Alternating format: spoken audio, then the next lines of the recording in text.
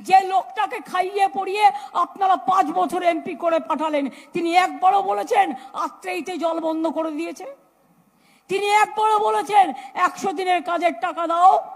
তিনি একবারও বলেছেন বাংলার গরিব মানুষের বাড়ির টাকা দাও?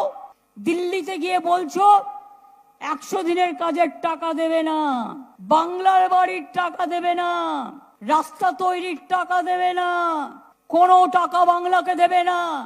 যেন মনে হচ্ছে পকেট থেকে দিচ্ছে। টাকাটা কার? জনগণের। 1,74,000 কোটি টাকা আমাদের দেয়নি, আমাদের প্রাপ্য টাকা দেয়নি।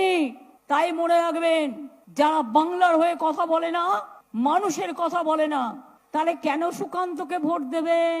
কেন দেবেন? আমার প্রার্থী বিপ্লব মিত্র এবার কিন্তু জিতবে। ভোটটা দয়া করে দেবেন মা বোনেরা।